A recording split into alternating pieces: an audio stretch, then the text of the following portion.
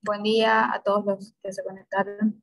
Emanuel y Esteban, ¿les parece que arranquemos a presentar ya, teniendo en cuenta que estamos cortos de horario?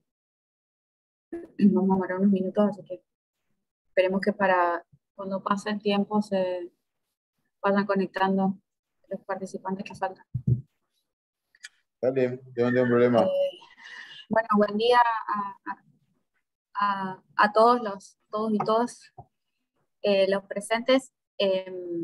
Mi nombre es Noelia Ordenavía, soy directora de certificación y competitividad de la Subsecretaría de Desarrollo Forestal de la provincia del Chaco.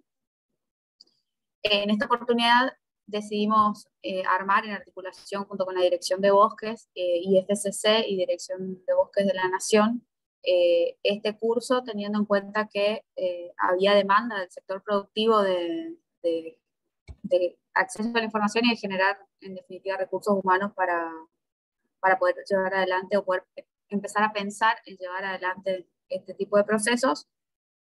Bueno, desde la provincia tenemos en claro que el rol del Estado en los procesos de certificación tiene que ser el de facilitador.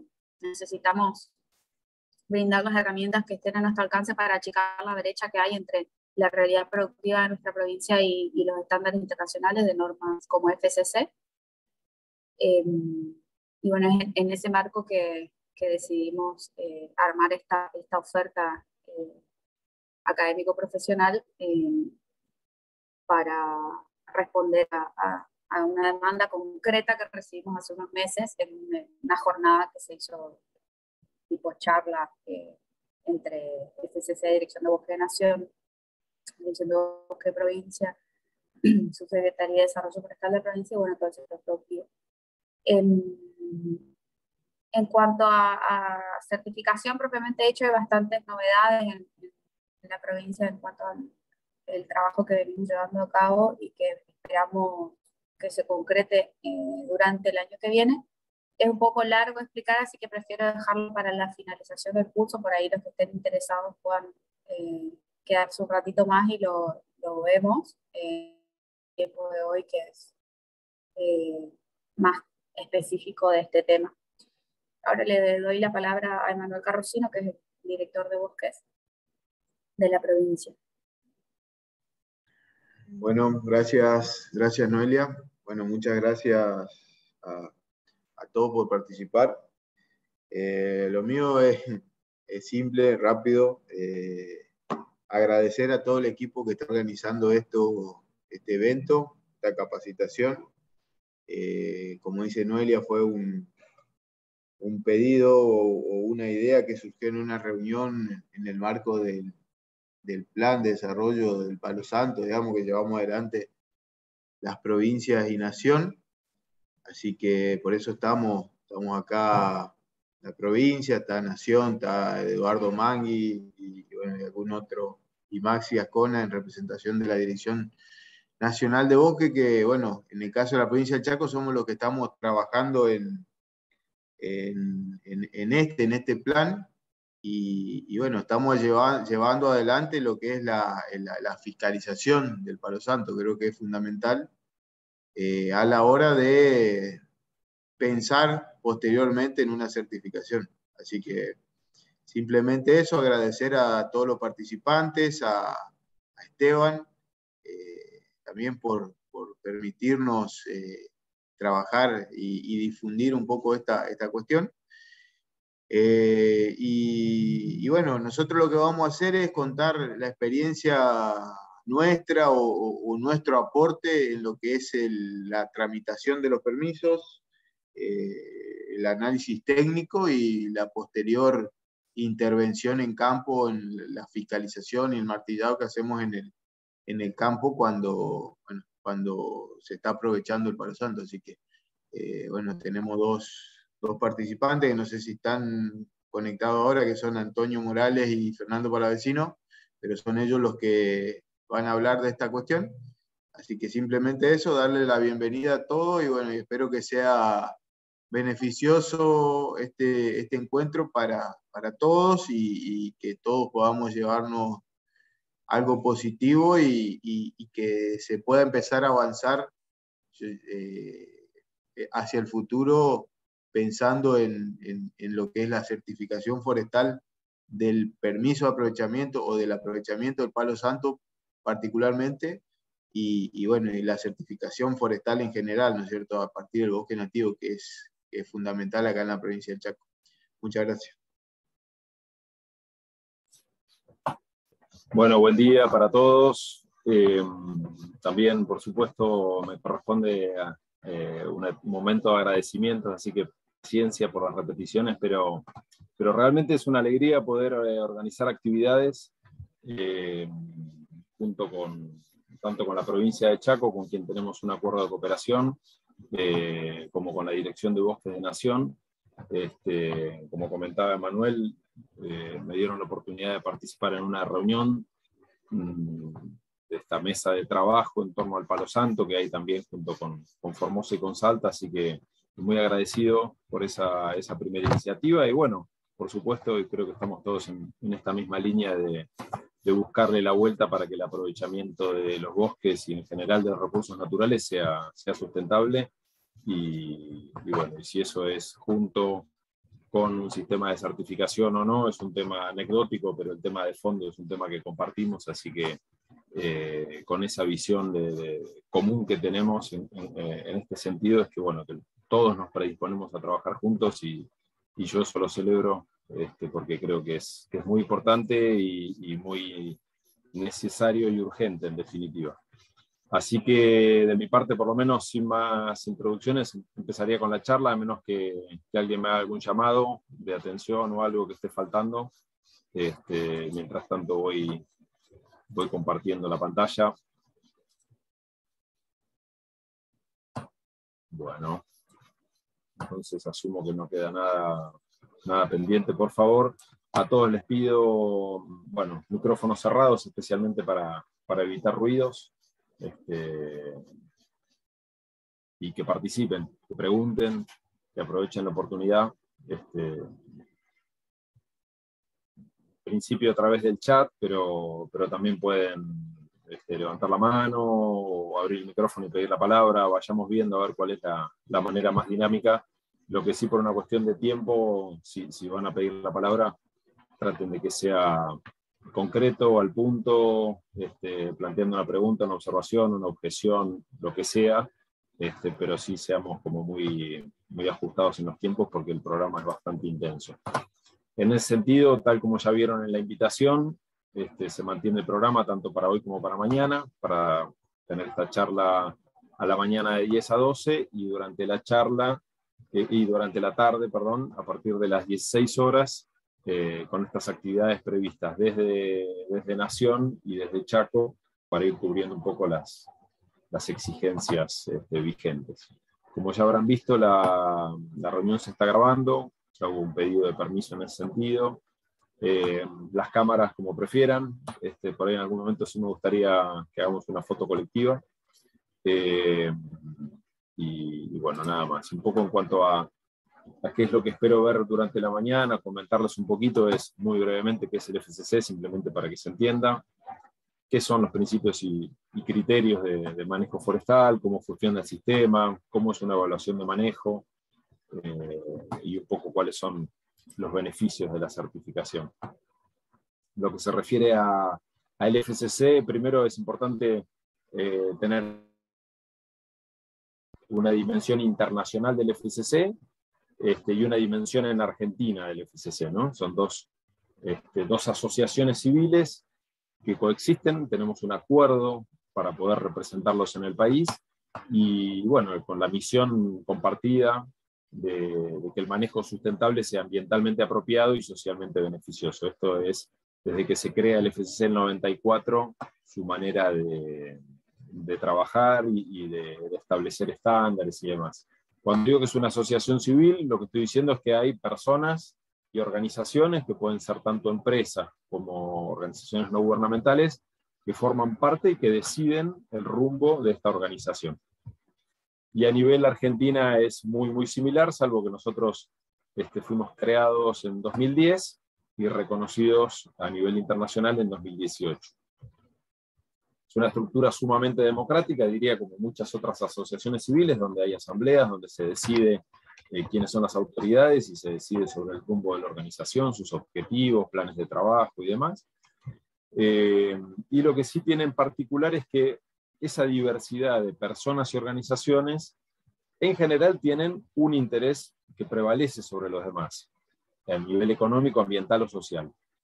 Por ejemplo, organizaciones dedicadas a la conservación de especies serían claramente organizaciones ambientales, aquellas que defienden intereses de los trabajadores o de pueblos originarios serían de la cámara social, y empresas que aprovechan bosques, que transforman la madera o productos no madereros serían de la cámara económica. Lo particular que tiene FCC es que tiene que haber mayoría simple dentro de cada uno de estos grupos. Dentro de cada una de las cámaras tiene que haber mayoría para que se pueda establecer un cambio en la normativa. Esto básicamente protege a los intereses ambientales y sociales para que, ante un eventual dominio en cantidad de la Cámara Económica, no pueda flexibilizar los estándares, sino que hace falta el consentimiento de cada una de estas tres cámaras. Exactamente, ¿qué hace FCC? Bueno, por un lado desarrolla estándares, que lo hace en la discusión entre sus miembros y en consultas públicas abiertas con terceras partes. Naturalmente facilita el diálogo, porque todos estos actores en definitiva convergen en una misma organización. Y bueno, por supuesto cuida su marca registrada, digamos, FCC es una marca registrada. Voy a intentar acá compartirles un videito de 1 minuto, como para dar una breve orientación, si alguien me puede confirmar si el video se está abriendo también para ustedes. Y si se escucha. ¿Se abrió el video? ¿Lo ven? No, Esteban, no lo veo. Entonces lo estoy disfrutando yo solo, esto no se vale así.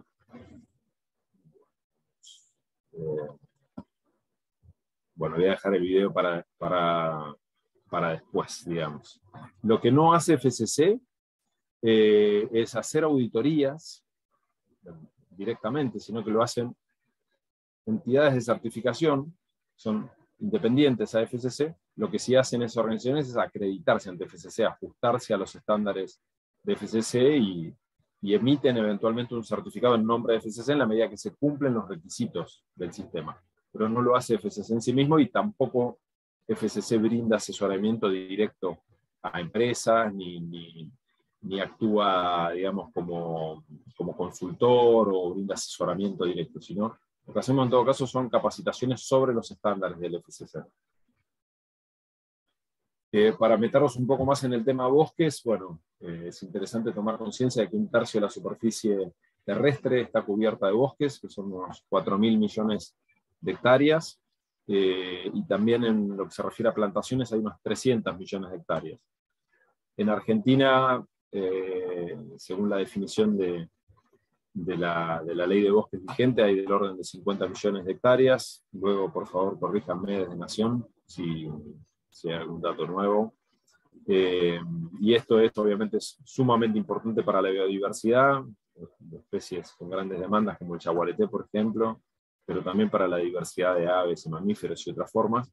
Y por supuesto tiene un rol fundamental en relación con el clima, y bueno, su manejo es esencial, no solamente por la provisión de bienes, sino también para muchas de las comunidades que viven en los bosques, que a nivel mundial es el 20% de la población mundial la que vive cerca o dentro de un bosque, y en el caso de Argentina en particular, en lo que se refiere a la población rural indígena, el 80% vive en un bosque. Así que definitivamente son muy relevantes. Así todo, bueno, sabemos que enfrentamos desafíos muy grandes en el sentido de la pérdida de bosques. Algunos son transformaciones que están permitidas y avaladas por la ley, en la medida que sean de bajo valor, digamos, ambiental, social, y con las correspondientes autorizaciones. También sabemos que hay pérdida de bosques de manera ilegal.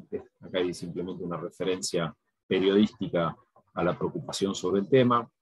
Este es un fenómeno que ocurre a nivel mundial. En los últimos años se viene perdiendo aproximadamente unos 10 millones de hectáreas por año, según el informe de la FAO, de la evaluación de los recursos forestales. Y lo positivo es que esas pérdidas están en un ritmo cada vez más lento, o sea, hay una tendencia a que la pérdida sea cada vez más lenta. En el caso particular de Argentina, se estima que perdimos aproximadamente el 70% de nuestros bosques, así que claramente hay mucho por hacer en este sentido y por encontrarle la vuelta. Esto ocurre en bosques nativos y también en bosques implantados. Las condiciones de trabajo también, en algunos casos son muy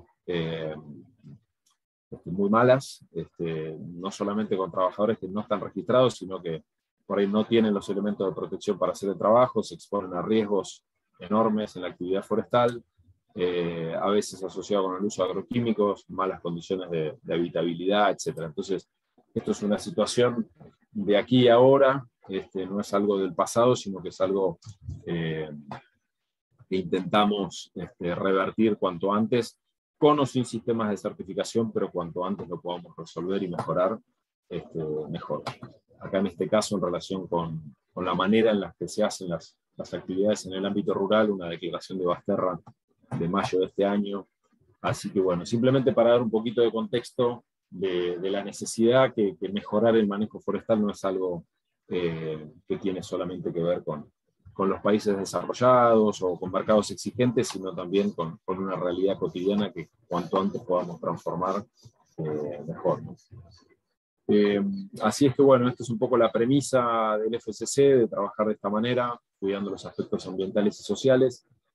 En términos más concretos, FSC lo que tiene es una certificación del manejo forestal que se aplica en el bosque.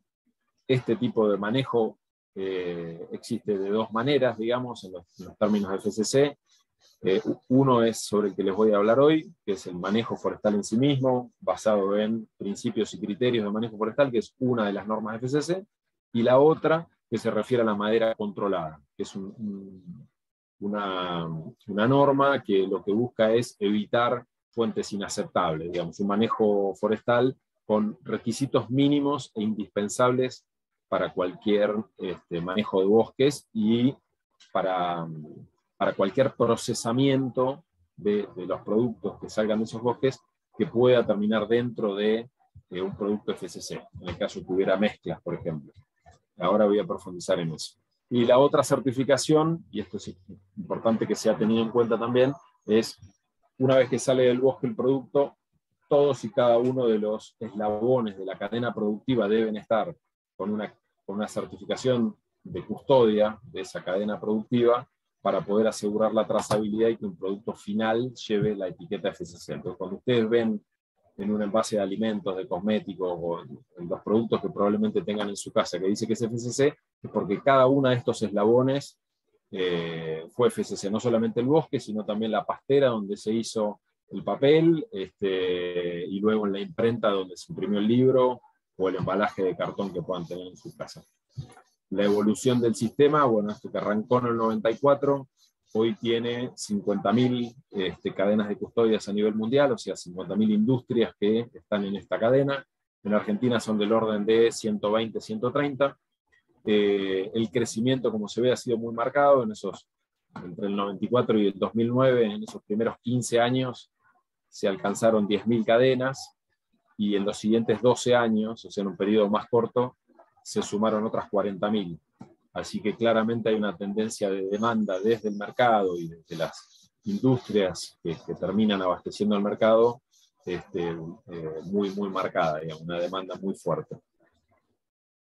Y de alguna manera eso va también impactando, ese sería el corte al que hacía referencia en los primeros 15 años de vida del sistema, en las primeras 10.000 cadenas. Y en lo que se refiere a área certificada a nivel mundial, que hoy en día son del orden de 230 millones de hectáreas, y en Argentina son 480.000, esa superficie es, de manera simplificada, unas 300.000 hectáreas son de plantaciones forestales, principalmente en la zona mesopotámica, y las otras 180.000 hectáreas son áreas de conservación. Después, cuando profundicemos en el estándar, van a ver que es uno de los requisitos del sistema. La tendencia no es tan marcada como en la cadena de custodia, que ha sido y es muy, muy empinada la curva de crecimiento, pero sí se observa una tendencia de crecimiento constante. Bueno, como les comenté, estos son los tipos de certificados. Las etiquetas que puede llevar un producto son de 3 tipos: 100% mix o reciclado, 100% si se trata solamente de madera FSC, mix, como en el caso de una planta de celulosa, en la cual recibe fibra certificada de manejo forestal y también recibe fibra controlada, ¿sí? Y el reciclado se aplica exclusivamente cuando se tratan de materiales recuperados, ¿sí? Cartones, papeles, son por ahí los más comunes, pueden dar origen a una etiqueta de este estilo.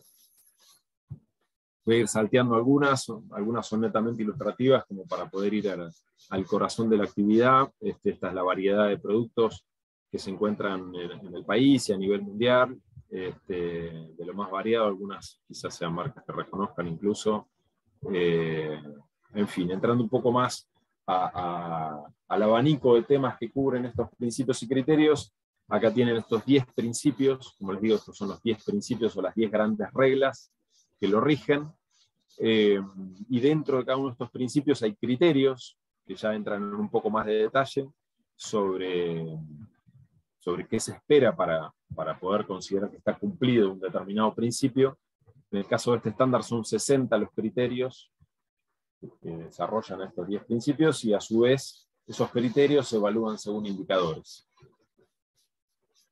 Este estándar del FSC se puede aplicar tanto a plantaciones como a bosques nativos. Esto es el mismo estándar que se aplica en todo el mundo, los mismos principios y criterios son de aplicación global, exactamente el mismo texto en todos lados. La única variación está a nivel de indicadores, entendiendo que a la hora de verificar cumplimiento sí puede haber diferencias leves, digamos, en la interpretación o en las condiciones locales.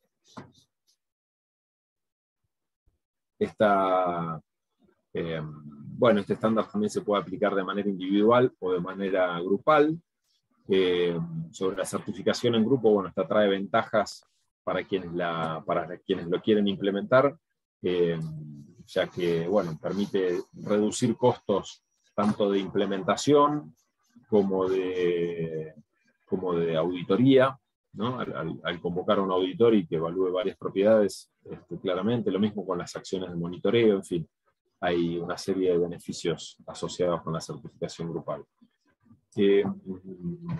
Los certificados duran 5 años, esta es un poco la estructura a la que hacía referencia de los principios, criterios, indicadores y verificadores. Y bueno, entrando un poco más en cómo funciona el sistema, hay distintos roles, digamos. Arriba a la derecha está el FSC como esta organización, esta asociación civil que establece estándares y que los pone a disposición de un productor que quiere enviar un mensaje a un consumidor, y para que ese mensaje sea verificado, convoca a un certificador que verifica el cumplimiento de este productor. Y a su vez, este certificador está controlada por una entidad de acreditación que cumple con otros requisitos que el FSC le pone, y es quien audita a los auditores.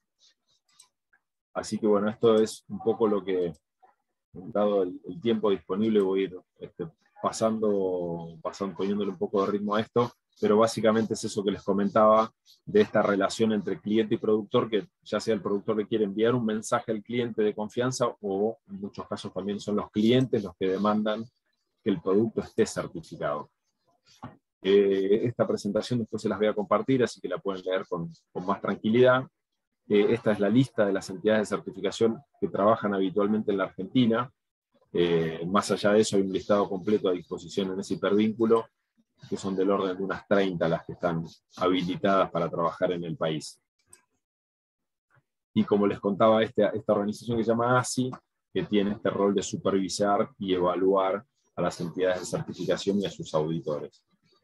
Siempre todo esto ocurre además en un contexto de participación pública, en la cual los individuos, ONGs locales, autoridades municipales, autoridades sindicales, etcétera, son convocados en estos procesos de auditoría a realizar aportes, a hacer sugerencias, a plantear dudas, en fin, hay una muy activa apertura en los procesos de auditoría, en los procesos de control a las entidades de certificación. Hay canales abiertos para, de repente, objetar la transparencia o la rigurosidad que un auditor está o no aplicando a la hora de evaluar un productor.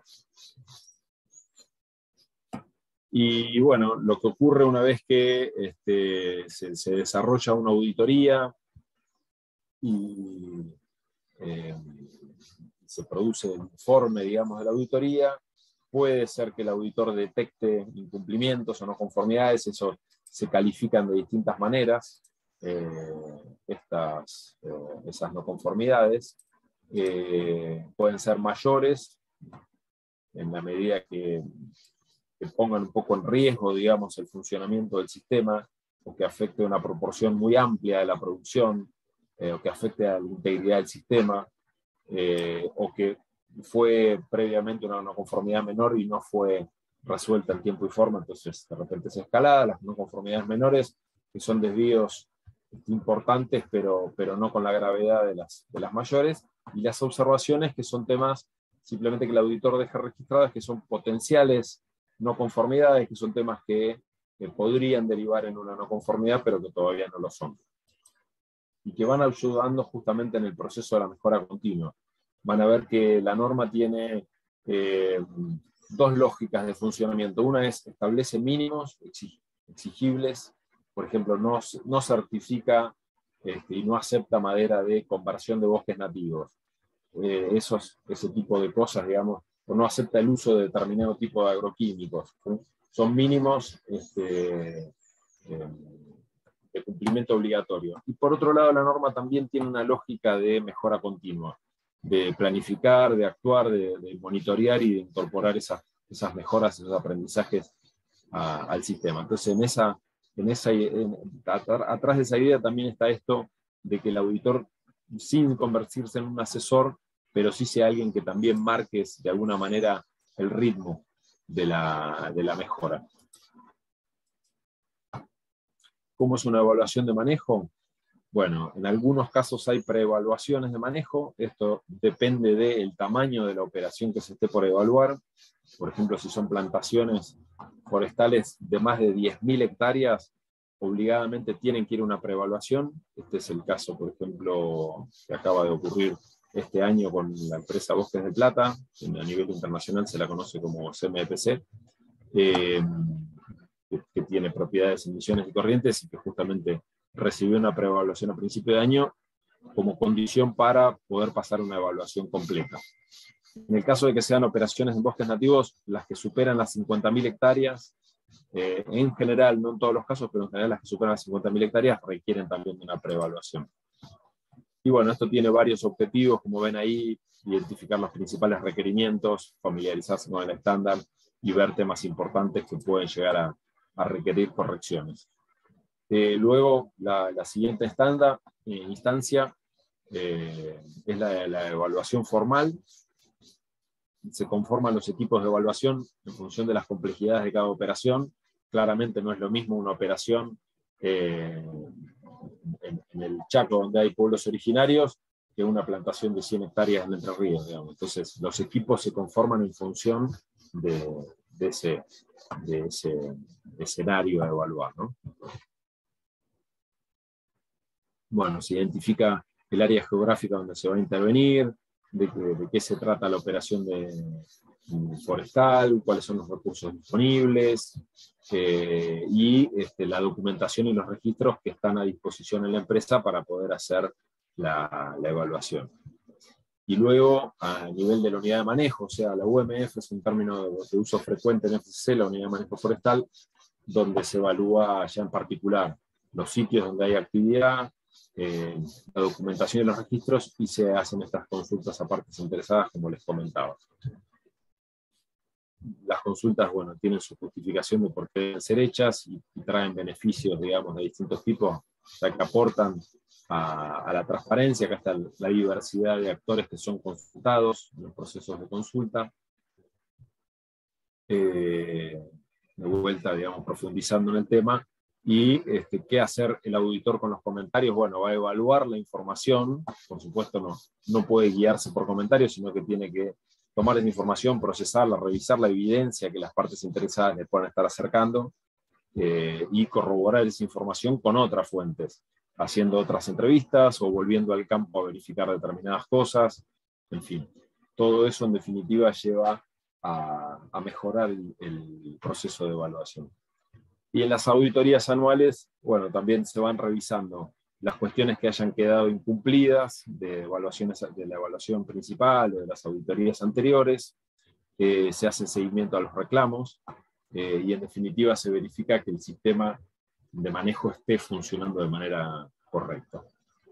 En definitiva, esto que les intento transmitir muy brevemente, disculpen un poco la celeridad, pero es para poder pasar al tema central, que son los principios y criterios en particular, un poco para poner en evidencia la rigurosidad y la transparencia con la que se hacen las auditorías. Existe un buscador público de los certificados FSC, que es esta dirección web, info.fsc.org, en el cual pueden encontrar los certificados vigentes y los certificados terminados, tanto de manejo forestal, como de madera controlada, como de cadena de custodia, o sea, estos 50 y tanto de 1000 certificados, más todos los anteriores, están a disposición. Se puede saber quién era el titular, qué superficie tenía certificada, qué tipo de productos extraía, y el resumen de los informes de cada una de las auditorías que se le hizo a esa operación forestal. Bueno, existe una política de asociatividad también en el FSC, que lo que hace es establecer un criterio a través del cual el FSC evalúa y pone reglas claras para cualquier nueva organización que se quiere de alguna manera certificar con FSC con cualquiera de sus estándares, ya sean los de manejo forestal, los que aplican al bosque o los de cadena de custodia. Y lo que se busca es poder detectar y evitar situaciones en las cuales de repente una empresa tiene una política y un estándar de trabajo en una propiedad y de repente en otra propiedad está haciendo actividades que no son permitidas. Hay una nómina de actividades que no están permitidas, que son estas que están acá en itálica, de la A a la F. Por ejemplo, el FSC no quiere involucrarse con organizaciones que estén involucradas con actividades ilegales en el sector forestal, o que estén violando derechos tradicionales y civiles, o destruyendo altos valores de conservación, o que estén convirtiendo bosques a plantaciones u otros usos no forestales, o que estén violando cualquiera de los convenios fundamentales de la OIT. Salté el punto E porque en Argentina, por lo menos hasta ahora, no se plantan organismos genéticamente modificados, por lo menos no a escala comercial. Así es que, bueno, es un poco esa política de asociatividad. Finalmente, ahora sí, voy a entrar en los principios y criterios. Hago una pausa para agua y para ver si hay preguntas, Mauro, en el chat, o si alguien quiere abrir el micrófono y preguntar algo hasta acá, bienvenido.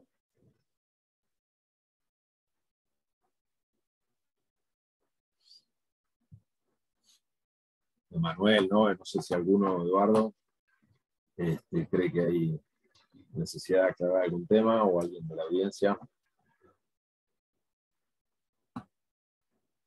Bueno, como dicen, el que callo otorga, No, así que... en el chat no hay nada, Esteban. Bien. Por favor, hagan preguntas. Yo voy rápido, pero con la idea de llegar a término, pero la intención es ir aclarando dudas, así que no se dejen llevar por mi apuro, digamos. Bueno, estamos en un momento de transición en lo que se refiere al estándar de FSC, porque hay una nueva versión que se hizo pública, que está en proceso de entrada en vigencia, que es esta versión 5 que les estoy por presentar. Sin embargo, todavía en Argentina se puede optar por el uso de la versión 4. La verdad es que tienen gran similitud entre un estándar y el otro. Me pareció que lo más interesante y lo más prudente es presentarles el estándar que está por entrar en vigencia, porque incluso aunque certificaran mañana mismo con el estándar la versión 4, en poco tiempo más, en 1 o 2 años, la versión 5 va a ser obligatoria, así que me parece que es la mirada a futuro que conviene tener. Les voy a presentar los 10 principios de manejo forestal. Este es el primero de los 10 principios. Lean con atención lo que dice el principio. Como les contaba, cada uno de estos principios está apoyado en criterios, como si fueran las bases de una pirámide, De esos criterios no les puedo exponer todo el texto porque se va a hacer excesivamente largo. Lo único que voy a presentarles es un punteo de las cuestiones centrales que estos criterios demandan para ser considerados cumplidos. Y los criterios para evaluar el cumplimiento son en definitiva. Así que este principio 1, como ven, se refiere al cumplimiento de todo un paquete normativo, tanto a nivel nacional como internacional. Para arrancar, que se trate de una organización legalmente constituida y el estatus no legal, sino legal de la unidad de manejo forestal. Es necesario cumplir también con las obligaciones legales para el aprovechamiento. Acá es donde entra la charla de la tarde a tener mucho sentido en cuanto a cómo se tramitan los permisos para el aprovechamiento. Establece también este principio 1 una responsabilidad en el operador forestal de proteger esa unidad de manejo y sus recursos, evitar asentamientos y cumplir con las obligaciones legales tanto de transporte como del comercio. Y en el caso de que surjan controversias, ya sea por el derecho escrito o el constitucionario, tener por un lado mecanismos para la prevención y detección y también en lo que se refiere a la solución de esas controversias. Es necesario establecer un compromiso público de no ofrecer ni recibir sobornos y, por último, hacer una declaración pública de parte del interesado de que adhiere a largo plazo a los principios y criterios del FCC. En el principio 2, acá en el principio 1, en todo este paquete legal de aprovechamiento y de cumplir con las obligaciones tanto de transporte y comercio, que claramente entran los requisitos de CITES, ¿sí? Que es uno de los convenios internacionales que aplica para el tránsito y la comercialización de especies amenazadas, y el palo santo justamente es una especie que está en el apéndice 2, así que eso también, tema para la tarde para los especialistas de Nación, para ser tocado, pero en el marco de FCC entra dentro de este principio 1 como parte de las obligaciones. En el principio 2 se refiere a mantener o mejorar el bienestar social y económico de los trabajadores. El principio 2 directamente relacionado con todo lo relativo a los trabajadores, empezando por el respaldo a los principios y derechos fundamentales del trabajo. Estas son una serie de convenciones que aplican a nivel internacional, que tienen que ver con el trabajo forzoso, los temas de discriminación, la edad mínima de los trabajadores y la libertad de asociación. Digamos que esos son los 4 grandes temas a los cuales nos referimos cuando hablamos de estos 8 convenios fundamentales de la OIT. Por otro lado, otro de los criterios, el segundo de los criterios del principio 2, que después les voy a compartir la norma, la cual este estándar está disponible de manera pública también, pero se la puedo hacer llegar a quienes tengan interés. El segundo de los criterios de este principio establece esta necesidad de que haya equidad de género. Eso no quiere decir paridad en la cantidad de trabajadores, sino más bien que a la hora de ofrecer oportunidades de empleo, los haga de manera equitativa, lo mismo a la hora de ofrecer capacitación o de adjudicar contratos o procesos o actividades de manejo, que siempre esté esta consideración hecha. Esto es justamente una de las cosas que cambió entre la versión 4 y la versión 5. En lo que se refiere a seguridad y salud en el trabajo, consideren que es una norma, como les decía, de aplicación internacional, con lo cual no puede entrar en las prescripciones de detalle de lo que en cada país exige. Por lo tanto, da un paraguas y un marco que refiere a lo que se refiere a materia de seguridad y salud, a cumplir con el Código de Prácticas de la OIT, de seguridad y salud en el trabajo. Ese código está disponible de manera pública y claramente abarca temas que también están abarcados por la legislación nacional, ¿no? de identificar los riesgos, de evaluarlos y de establecer medidas para, en definitiva, proteger la salud y la seguridad del trabajador.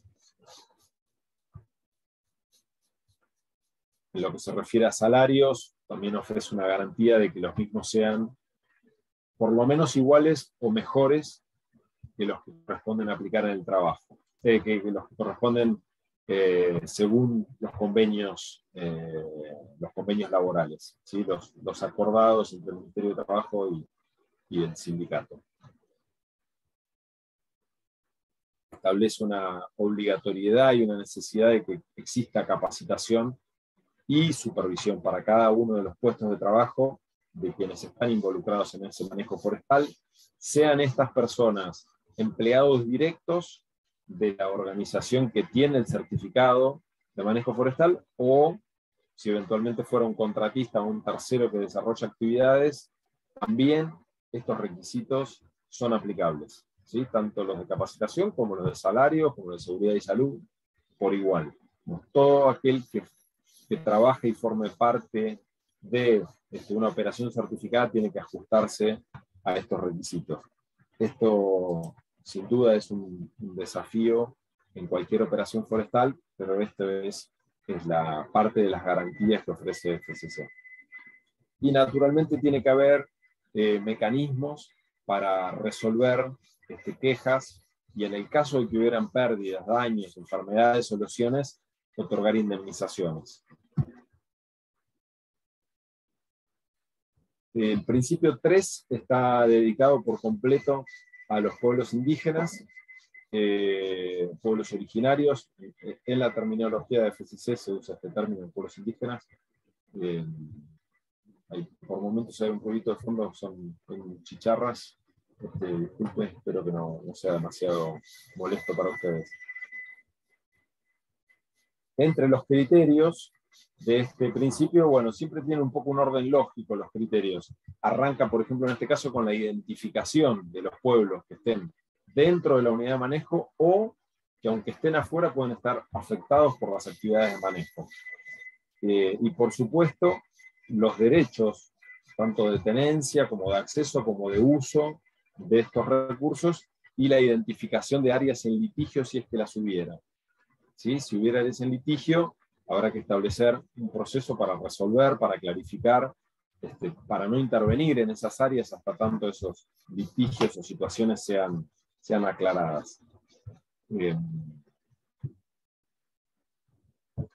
Una vez que están identificados esos pueblos, el siguiente paso lógico es reconocer esos derechos y respaldarlos.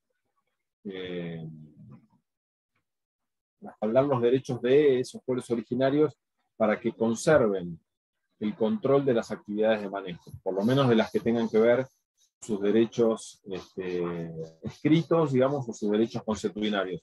Los derechos consuetudinarios son los que son derivados del uso repetitivo, histórico y tradicional de un determinado pueblo y que tiene que ver con sus costumbres, con esos derechos que también son reconocidos, no solo ante FCC, sino a nivel internacional. El derecho consuetudinario debe ser respetado y respaldado.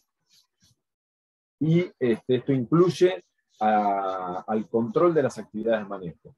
Pero eventualmente la organización puede negociar o ponerse de acuerdo con ese pueblo originario para que le sea delegado el control de esas actividades o del uso de determinados recursos. Para que esa delegación sea válida, tiene que existir un proceso de CLPI, ¿sí? Que es de consentimiento libre, previo e informado.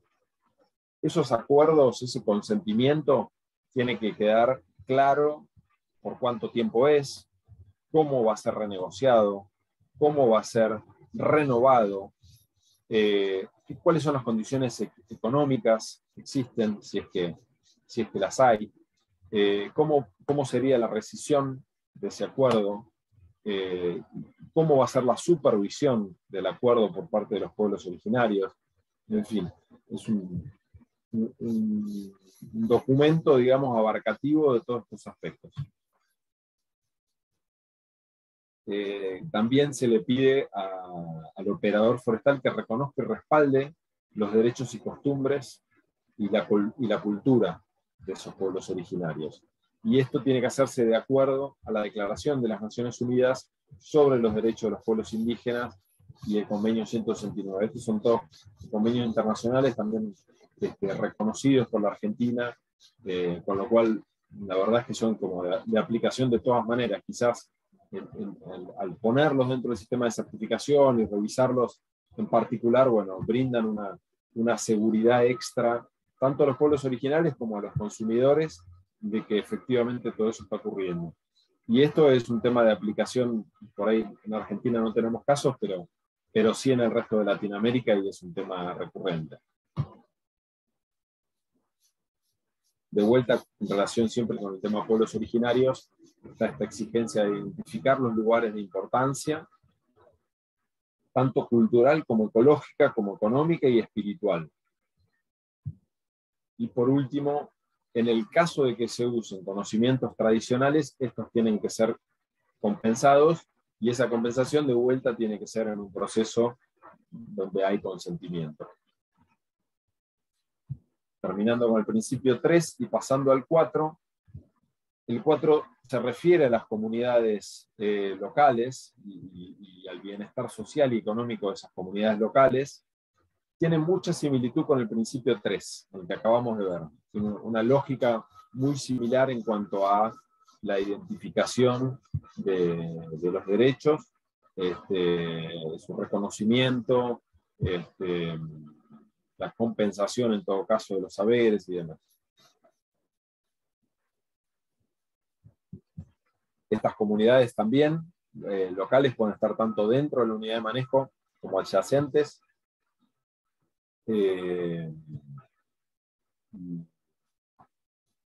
Y creo que esas son sus características principales. Están en itálica esos requisitos que son compartidos con el principio 3 en cuanto a identificarlas, lo mismo con reconocer y respaldar sus derechos y eventualmente buscar el consentimiento.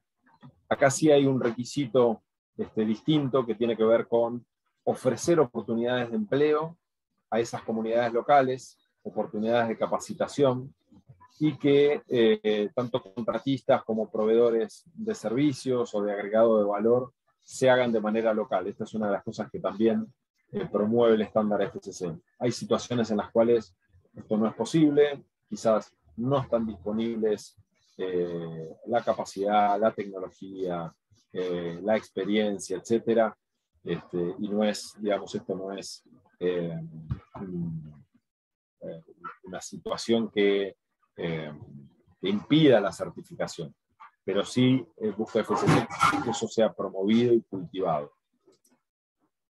También el principio 4 agrega esta idea de contribuir al desarrollo social y económico de la comunidad, no solamente por el lado del empleo, la capacitación y la oportunidad de trabajo, sino también desde el desarrollo social y económico, como puede ser colaborar en aspectos de salud, o deportivos, o culturales, o de otra manera con la comunidad. Y claramente le pide al operador que identifique, evite y mitigue los impactos negativos que pueda tener ante la comunidad local, ya sean temas sociales, ambientales o económicos incluso. Y finalmente, al igual que en el principio 3, requiere que existan mecanismos para resolver quejas y eventualmente otorgar indemnizaciones. Y por último, que se identifiquen los lugares de importancia cultural, ecológica, económica y espiritual.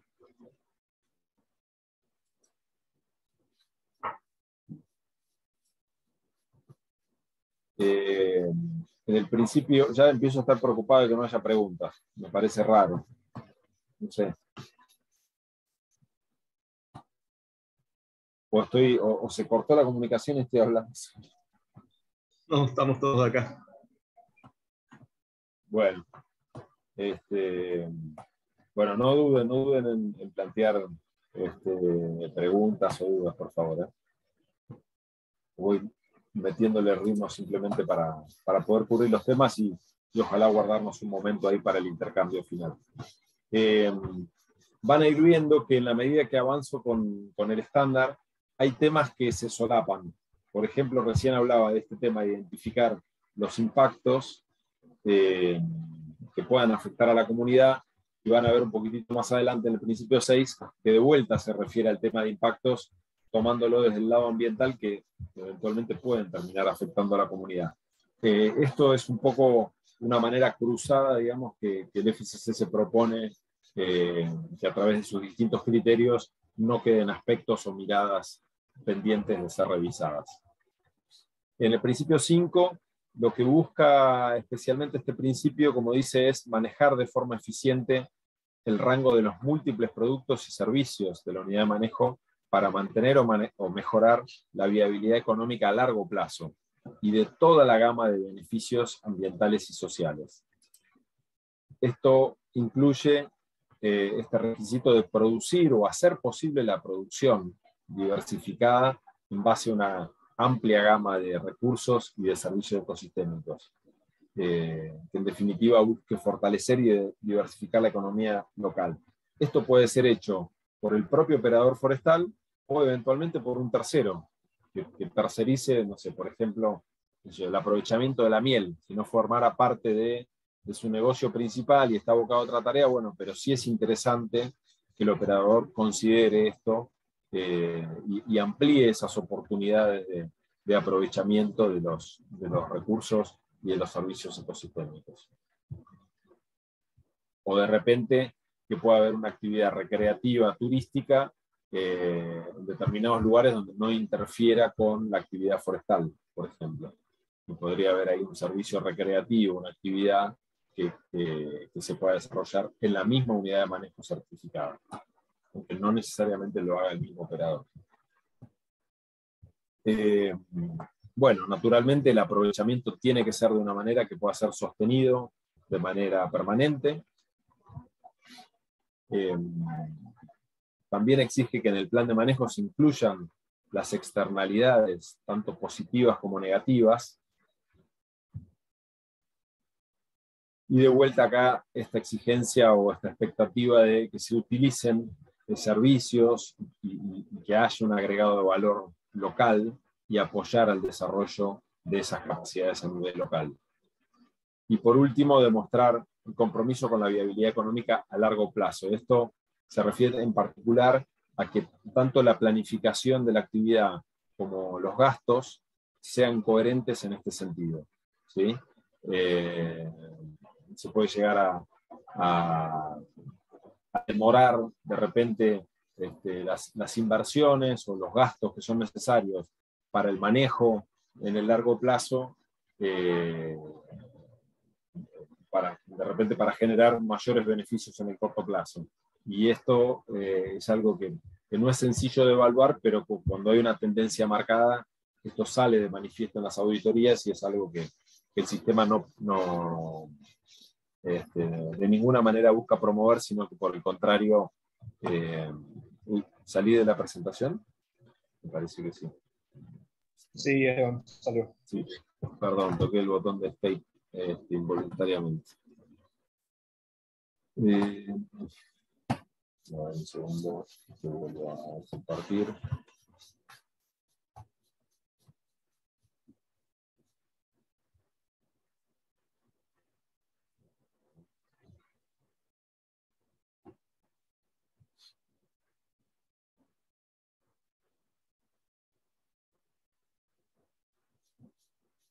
Un momento.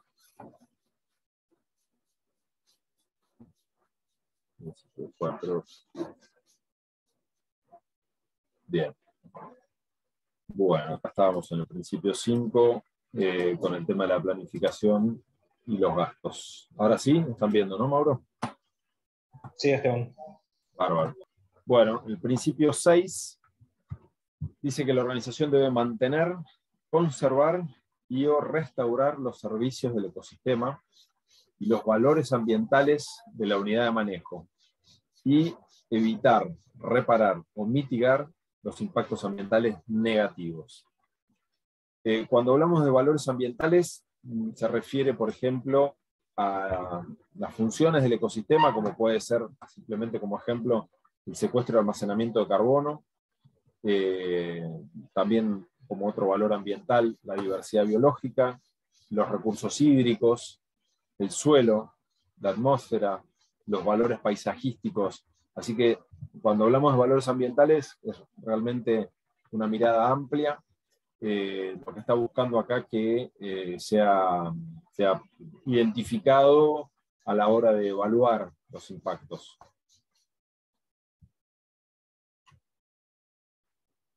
Como primer paso, y de vuelta en esta lógica secuencial, primero se deben evaluar cuáles son esos valores ambientales que están siendo afectados o potencialmente afectados, identificar y evaluar los impactos sobre esos valores ambientales que mi operación forestal pueda tener, digamos. Siempre FCC lo que propone es un criterio precautorio, entonces, ante la duda de si va a ser o no afectado, recomienda considerar que esa potencialidad pueda llegar a ocurrir y, por lo tanto, definir o identificar esos impactos de todas maneras, de manera precautoria, y evaluarlos. En función de esto, de esa identificación, es necesario que se implementen acciones para prevenirlos y, bueno, una vez que esos impactos hayan ocurrido, mitigarlos o repararlos, según sea el caso. También establece una obligación en relación con proteger especies y hábitats que sean raros o amenazados, y eso lo establece especialmente a través de definir zonas de conservación. En un sentido bastante alineado con esto anterior, establece explícitamente que se protejan muestras representativas de los distintos ecosistemas presentes en la unidad de manejo. Entonces, si tengo un área de bosque, y un área de, no sé, de palmares, y un área de humedales, o un bajo, una laguna, lo que está acá claramente diciendo es, bueno, necesito tener por lo menos muestras de estos ambientes, que no vayan a estar intervenidos, o que si hay una intervención me asegure que el ecosistema no pierda sus funciones y cualidades originales.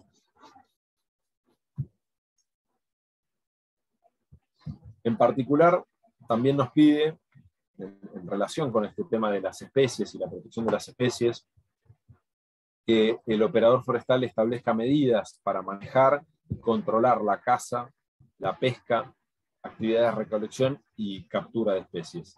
Acá, en algunas discusiones, que siempre las hay en el marco de FCC, porque hay siempre muchas voces y muchas campanas, ya les dije cómo funciona la organización, hay ONGs ambientales, empresas, representantes de los sindicatos.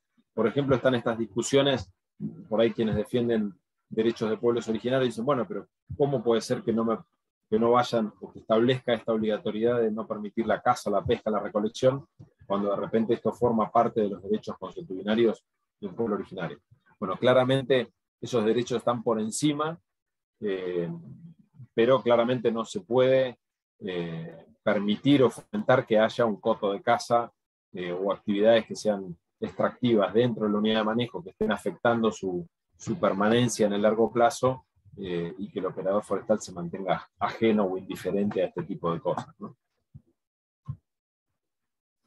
Y el principio 6 continúa, es de los más extensos el 6, estableciendo también requerimientos sobre los cuerpos de aguas y su protección, y en el caso de que haya impactos, bueno, naturalmente evitarlos. Por ejemplo, en procesos de erosión, quizás hay que ver, digamos, en la región chaqueña cuán frecuente es esto, pero en la región mesopotamia, en las regiones donde hay lluvias torrenciales y abundantes a lo largo del año, en lo que se refiere a la infraestructura, por ejemplo, caminos, puentes, el impacto en los cuerpos de agua es algo bastante común. Entonces acá hay una cierta estrategia y acciones específicas que pueden justamente ayudar a evitar estos impactos.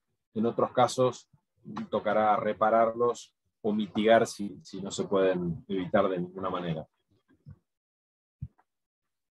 Y establece también una exigencia de manejo a escala de paisaje. Esto, para el caso de las plantaciones forestales, es especialmente relevante, en el cual lo que está pidiendo acá el estándar es que haya una variedad en el paisaje, ya sea de mezcla o el uso, digamos, de distintas especies, o también, digamos, generar diversidad en lo que se refiere a tamaños o edades, o escalas incluso de los rodales que estén bajo manejo, ya sean de plantaciones o de bosque nativo, pero sí generando un mosaico, ¿no? Tratando de no homogeneizar y simplificar el paisaje ni el bosque. Y por último, una exigencia clara en relación con la no conversión de bosques, que es algo que ya les comenté. Establece algunas salvedades que la verdad es que son muy raras de encontrar cuando esas salvedades realmente pueden ocurrir y situaciones en las que una conversión de bosque pueda llegar a ser aceptado. Estas tres condiciones además son complementarias.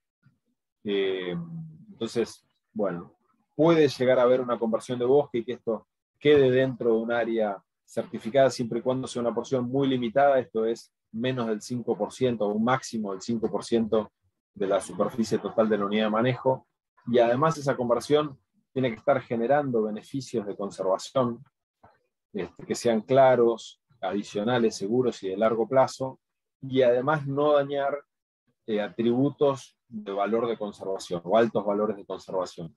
Este concepto de los ABC, de los altos valores de conservación, se los voy a desarrollar un poquitito más en detalle.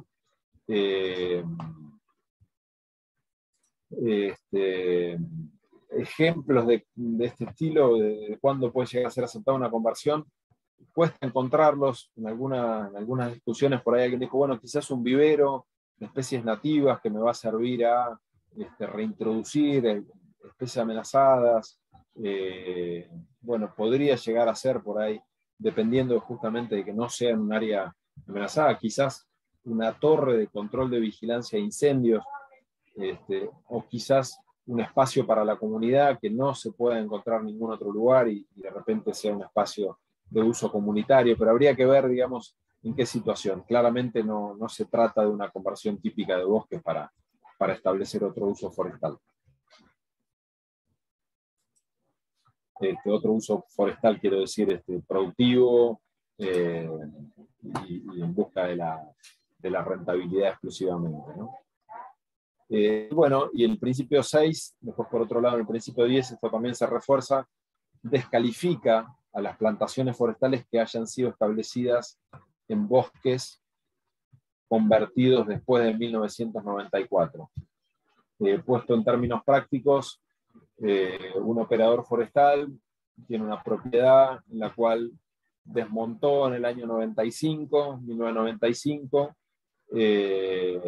y 15 años después, en 2020, tiene intenciones de certificar FSC. Bueno, cuando se haga el análisis de las imágenes satelitales, el auditor deberá informarle, no, usted hizo esta conversión forestal, fue hace mucho tiempo, fue legal, pero lo lamento mucho, en el marco de FSC esto no se puede. Esta es una norma que, bueno, a los ojos de las ONG ambientales y de los consumidores es muy importante, porque les brinda una garantía de no conversión de bosques que es valiosa, pero también, si uno la mira con otros ojos, digamos, con otra mirada, te puede decir, bueno, pero si no convertí bosques, pero estuve involucrado en, no sé, en el empleo de trabajadores no registrados, quizás hasta menores de edad, digamos, en violación de los derechos fundamentales de la OIT, no hay ningún requisito en el FSC que sea retroactivo, excepto referido a la conversión de bosques. Bueno, está entre las muchas o pocas cosas que tiene FSC que por ahí ponen en evidencia que no es un sistema perfecto, pero bueno, es la resultante de lo que la membresía del FCC propone, discute y en definitiva acepta. Esta regla del 94 se ha discutido en muchas de las asambleas. Existen iniciativas para revisarla y ver de qué manera se puede de alguna manera ajustar la norma, no retirarla, pero sí encontrar maneras en las cuales, si de repente el operador forestal tiene intenciones de certificar, si tiene intenciones de reparar el daño que puede haber generado en el bosque, de repente lo pueda llegar a hacer, que pueda reparar o eventualmente compensar el daño. Pero bueno, con los altos niveles de exigencia que tiene FCC, cuando uno se pone a escarbar el tema a fondo, bueno, pero ¿cómo puedo estar seguro de que lo reparo? ¿Cuándo considero que está reparado? Y si es una compensación, ¿cómo me aseguro de que sea equivalente a lo que se perdió? ¿Y qué pasa con las cuestiones sociales que se perdieron en los años en los cuales ese bosque no estuvo? En fin, son temas complejos que cuando uno empieza a hilar más fino, va encontrando este tipo de detalles, ¿no? Cerrado el principio 6, entrando al 7, que tiene una introducción bastante larga, pero en definitiva se refiere al plan de manejo. Todo lo relativo al plan de manejo, o la parte central, digamos, los requisitos de FCC sobre el plan de manejo están en este principio 7, que lo que pide es que ese plan de manejo establezca políticas y objetivos que estén acorde con estos principios y criterios del FCC, que a la vez sean proporcionales a la escala, a la intensidad y al riesgo de las actividades de manejo.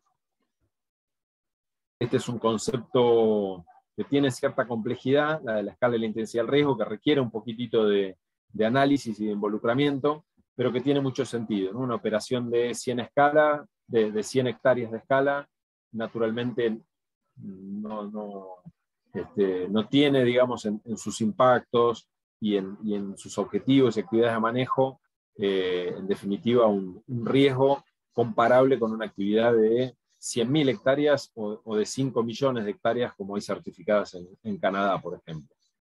Y lo que se refiere a la intensidad de manejo, lo mismo. Una plantación forestal que se maneja con tala rasa, con aplicación de agroquímicos, tiene una intensidad altísima de operación, una operación en el bosque nativo en que quizás se extraen 5 árboles por hectárea o eventualmente menos, o una actividad en la cual solamente se extraen productos no madereros. Definitivamente la intensidad del manejo es muy distinta en un caso que en otro, y los riesgos asociados en uno u otro también son claramente diferenciables, y por lo tanto la expectativa desde el lado de FCC es, bueno, la idea es que el estándar sea lógico, que sea apropiado y que sirva para un gran abanico de manejos forestales, distintos manejos forestales. Bueno, se espera también que el plan de manejo sea implementado basándose en la información del monitoreo. Esto es lo que les comentaba antes de esta lógica de la mejora continua y del manejo adaptativo. Y que tanto la planificación como la documentación o los procedimientos, ya sea de inventario o los procedimientos de cosecha o de transporte, tienen que ser suficientes para orientar al personal, para eventualmente informar a los actores afectados, que un actor afectado puede llegar a ser, por ejemplo, un pueblo originario que usa o que comparte el territorio con la empresa que está haciendo la operación forestal. Bueno, de repente, no sé, en época de cosecha hay que prevenir la entrada de personas porque acarrea un riesgo para su integridad física, pero también es necesario considerar, por ejemplo, no sé, el uso melífero y qué especies o en qué momento conviene desarrollar determinada actividad de la operación certificada para no afectar a esos otros usuarios del bosque. Bueno, en concreto, digamos, en los criterios de este principio, lo que pide es que se establezcan políticas y objetivos que sean de vuelta ambientales, sociales y económicos, acorde con esta exigencia de FCC, que ese plan de manejo describa los recursos naturales. En esto seguro va a haber coincidencia con lo que requiere las autoridades de aplicación de las distintas provincias y los requisitos de CITES, en definitiva, cómo se va a cumplir con los requisitos de FCC, y que se establezca en ese plan de manejo cómo va a ser el plan de trabajo y cómo va a ser la gestión social también, ¿sí? Todos aquellos requisitos que tenían que ver con el trabajador, con el pueblo originario y con las comunidades, los principios 2, 3 y 4, tienen que estar reflejados también en el plan de manejo. También este principio 7 pide que se definan metas verificables sobre los objetivos de manejo. Todo esto siempre es de acuerdo a la escala y la intensidad del riesgo. Entonces acá un operador mediano, chico, tiene que saber que todas estas exigencias de alguna manera se simplifican de acuerdo justamente a su escala y a su intensidad de aprovechamiento. También hay un criterio relativo a la necesidad de actualizar y revisar el plan y los procedimientos. ¿En función de qué? En función de los resultados del monitoreo, en función de las consultas a las partes, nueva información científica, cambios ambientales o cambios sociales, o incluso cambios económicos, ya sea de contexto del entorno o de la propia organización. Otro de los requisitos que tiene mucho que ver con esta idea de hacer operaciones que sean transparentes y abiertas a la comunidad y a los actores interesados, es poner a disposición un resumen público de ese plan de manejo. Esto es válido y está vigente para todas las operaciones certificadas del país, y bueno, para quien esté interesado en aplicar esto, están esos planes públicos, esos resúmenes de planes públicos de manejo a disposición. Para quien quiera, yo puedo facilitar ese material para la elaboración de un nuevo resumen. Y a los actores que estén afectados por la operación, que como indica su nombre, no es lo mismo un afectado que un interesado, se espera que sea involucrado tanto en las actividades de planificación y monitoreo. Este tema de involucrarlos, ¿qué quiere decir? De repente es convocarlos a una reunión, contarles, explicarles qué es lo que se está por hacer, qué es lo que se está haciendo, cuáles son las actividades, y a la hora de monitorear lo mismo.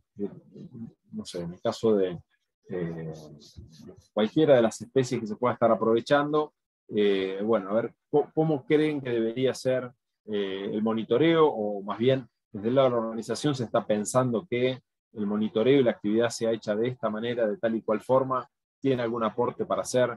La verdad que en esto no hay protocolos que establezca el FCC de que esto tiene que ser una cosa pomposa, digamos, y complicada, sino más bien que hay flexibilidad en ese sentido, de buscar la manera en la cual esto sea sencillo de aplicar, pero a la vez que reconozca a los demás actores en el paisaje, porque en definitiva en el largo plazo esto es lo que las propias empresas forestales reconocen, que al haberse involucrado con FCC ampliaron su mirada.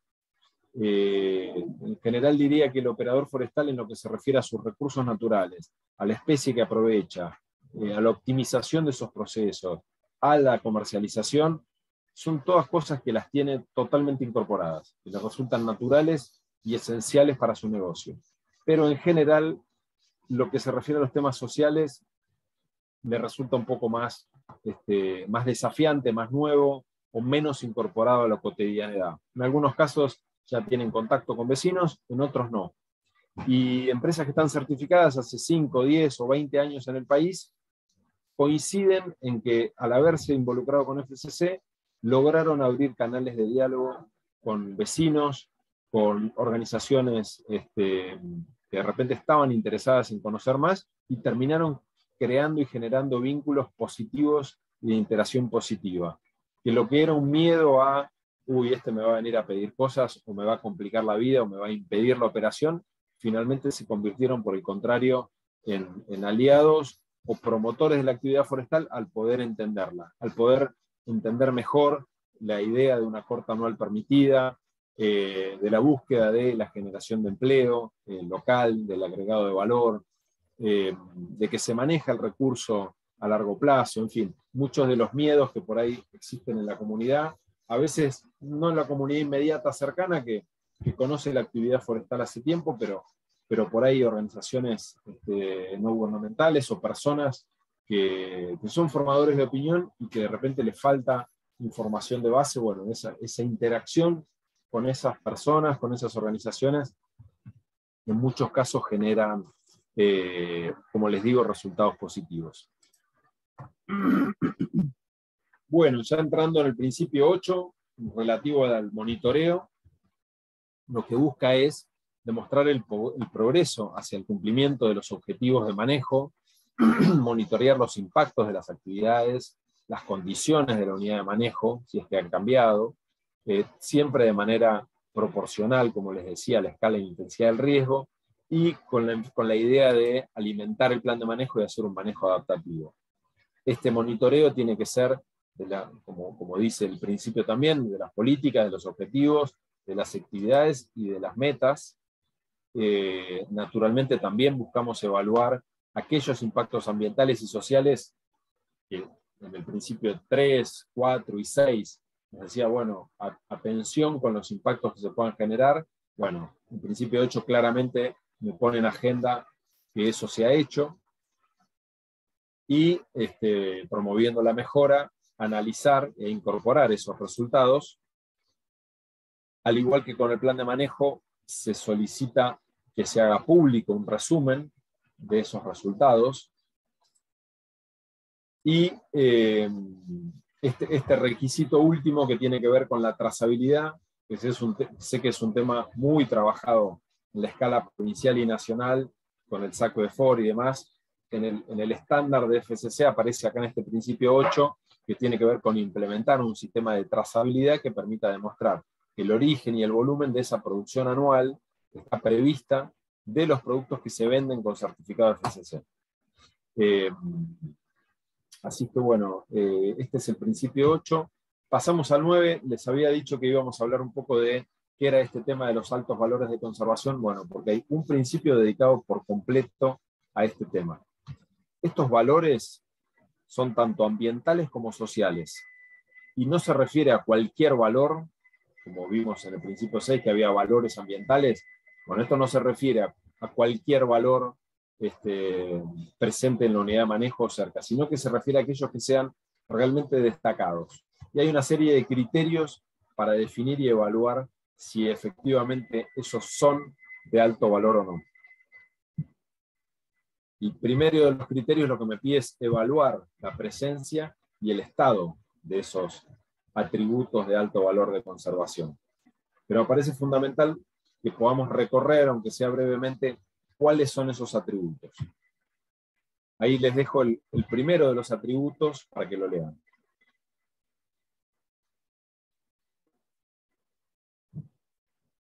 Como ven, se refiere a las especies, en particular las endémicas, las raras, las amenazadas o en peligro, tanto a nivel global, regional o nacional. Por ejemplo, no sé, el caso del yaguareté tiene un nivel de amenaza a nivel regional distinto que a nivel nacional. A nivel nacional están más comprometidos a nivel regional. Y esto ocurre con varias especies. El segundo de los atributos se refiere a nivel de ecosistemas, o sea, a nivel de paisajes y mosaicos forestales que ocurran en bloques de gran escala. Estos paisajes forestales intactos responden a una definición que se aplica a nivel internacional, que son bloques de 50.000 hectáreas que no estén, de 50.000 o más, que no estén segmentados o fraccionados, por supuesto, además que tengan una significancia de vuelta a nivel mundial, regional o nacional, y que alberguen poblaciones viables de una gran mayoría de especies. Así que son grandes bloques. En general, estos ocurren en bosques boreales de Rusia, Canadá, el caso del Amazonas, algunos lugares de Indonesia. Hay otros lugares en el mundo, pero serían como los más emblemáticos eso, para que se den una idea de que cuando estamos dentro de un ecosistema de esas características, en un bloque de muchos casos de cientos de miles de hectáreas, una operación forestal que puede tener impacto en esas áreas, bueno, requiere una atención especial. El tercero de los atributos es parecido al 1, con la diferencia de que se trata de ecosistemas raros, amenazados o en peligro, y que puedan estar siendo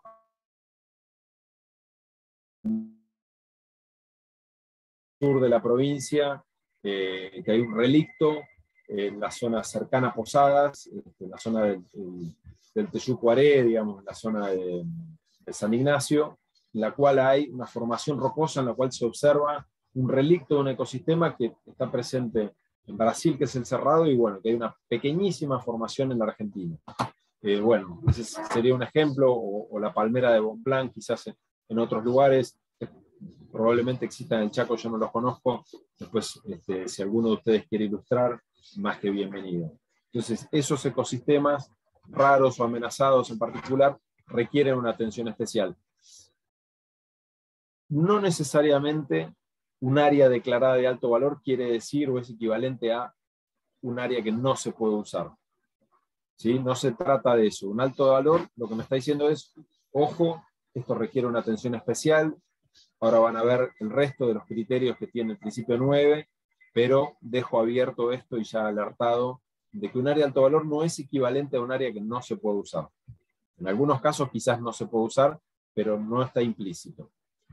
Del 4 los atributos 4, 5 y 6 empiezan a tener cuestiones sociales de por medio. Los 3 primeros fueron claramente temas ambientales: especies, paisajes y ecosistemas.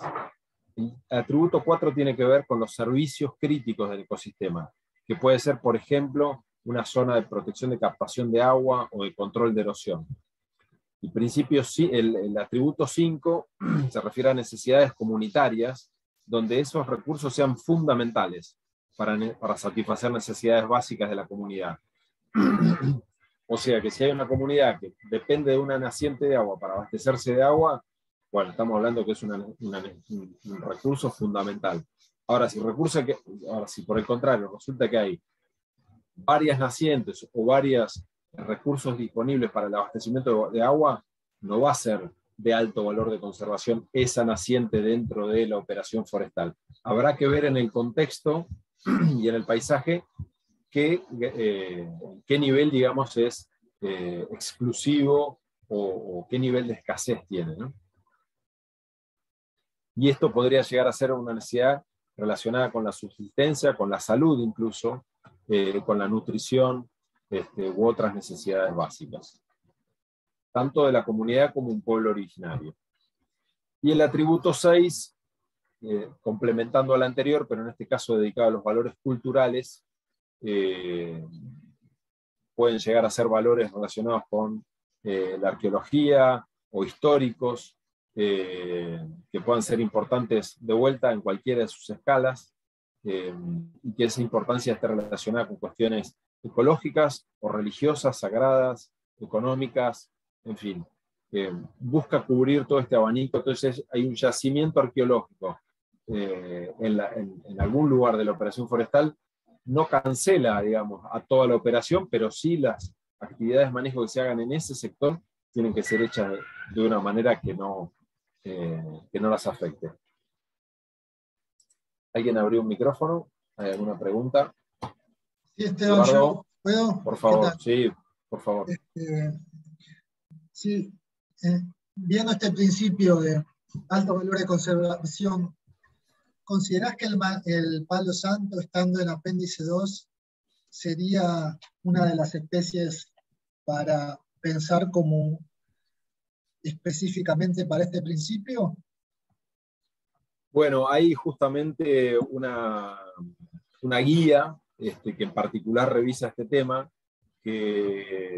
porque este concepto de altos valores de conservación no es un concepto propio de FCC, sino que es un concepto desarrollado a nivel internacional por varias ONGs, y justamente a lo que remite es a buscar la mejor información disponible en relación con cada uno de estos atributos. Y justamente refiere a convenios internacionales, a definición de áreas importantes para la conservación de las aves o pastizales valiosos, y todos estos criterios están explicitados en esa guía de identificación, Así que sí, te diría que sí, puedo revisar la guía a ver si explícitamente, digamos, o de una manera más contundente lo revisa. Pero sí tu pregunta me da pie para resaltar esto que decía de el hecho de que una especie sea declarada de alto valor no quiere decir que sea equivalente a que no se pueda usar, sino que vamos a tener que tener cuidados especiales para demostrar que, como viene ahora a continuación, que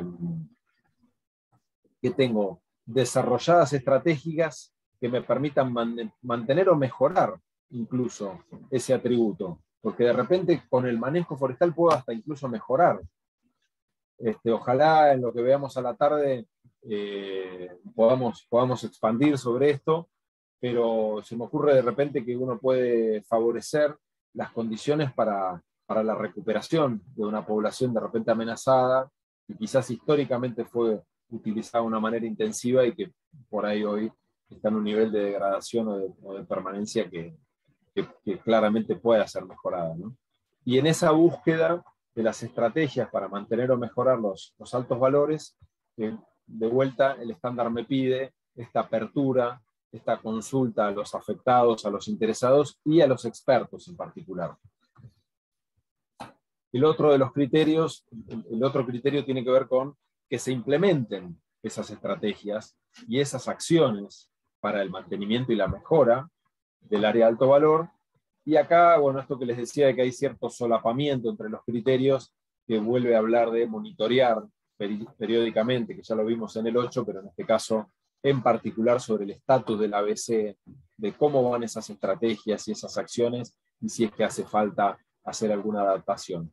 Y en esto de vuelta se puede contar con, o se debe contar con los aportes de los actores afectados, interesados y expertos.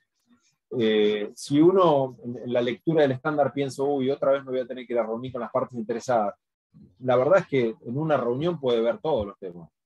Puede decir, yo voy a utilizar, este es mi plan de manejo, esto es lo que estoy planeando hacer, lo que pienso monitorear es esto y aquello, hice una identificación de áreas de alto valor y encontré tal y cual cosa, me gustaría monitorearlo de tal manera, o pensamos que la manera correcta de monitorearlo es esta, y me gustaría saber si usted tiene algún aporte para realizar. Entonces, no son 4 reuniones, 10 reuniones, sino de repente, bueno, la cantidad de reuniones que haga falta, pero de repente es en una única instancia en la cual me acerco, tengo el contacto, explico, soy claro, y de repente si hay aporte los recibo y tomo nota, o de repente, como en muchos casos ocurre, las otras partes por ahí ni siquiera tienen interés en asistir a una reunión. Por ahí no tienen interés en particular en lo que se está haciendo. Por supuesto, lo que se busca es generar las condiciones para la participación, pero no hay obligación. Ahora, si yo pretendo hacer participar a la gente y le invito a las 5 de la mañana o a las 2 de la mañana, y las condiciones que estoy proponiendo realmente no son apropiadas, o si propongo hacer la reunión en inglés y claramente el auditor va a venir y me va a llamar la atención porque no es, como se dice en la jerga de FCC, no es culturalmente apropiado, ¿sí? Así que bueno, todas estas cosas son las que después en el detalle más fino se evalúan, pero en la medida que hay buena intención de hacer la consulta, de buscar, de repente hay veces que los interesados no tienen interés en participar o no disponen del tiempo, en fin. Eso es, también forma parte de la realidad. Y el tema de los expertos es muy importante porque hay verdaderamente un conocimiento en la Argentina bastante importante, quizás no tan alto como nos gustaría, pero sí hay universidades, institutos de CONICET, el INTA, institutos provinciales, fundaciones que desarrollan estudios. En fin, la verdad es que hay un nivel de conocimiento, hablando en general, por supuesto, ¿no? A nivel país, de conocimiento experto que claramente puede ayudar al manejo forestal. Y un poco ya entrando en el último de los principios, dedicado a la implementación, a ver cómo las cosas se llevan a cabo, e hilando un poquitito más fino, dice que las actividades de manejo realizadas por o para la organización de manejo forestal, esto por el tema de las empresas de servicio, terceros que puedan participar en el manejo, deben seleccionar e implementar en concordancia con las políticas y objetivos económicos, ambientales y sociales de la organización y conforme a los principios y criterios en su conjunto. O sea, claramente relacionado con la implementación de estas actividades, cómo las cosas se llevan a cabo. Bueno, este primer criterio, en general diría, tiene bastante más que ver con la actividad de plantación, con las actividades de plantaciones forestales que el manejo de bosque nativo, creería, pero bueno, después quienes están más relacionados con el manejo de bosque nativo podrán decir, se refiere a regenerar la cubierta vegetal, para recuperar las condiciones anteriores al aprovechamiento. Para esa etapa de regeneración lo que pide es que se usen especies que sean ecológicamente bien adaptadas. Y acá justamente apunta a que si no fueran especies nativas, tiene que haber una justificación clara y convincente. Así que estos dos criterios diría que tienen en principio bastante más que ver con especies introducidas, ¿no? Y con el manejo de plantaciones. Y en el caso de que se usaran especies exóticas, tiene que haber, solamente podrían ser usadas cuando se puede controlar su carácter invasor, o sea, no se debería introducir una especie que sea invasiva, y además, si es que tiene carácter invasor, tiene que haber medidas eficaces para su mitigación. No está permitido el uso de organismos genéticamente modificados.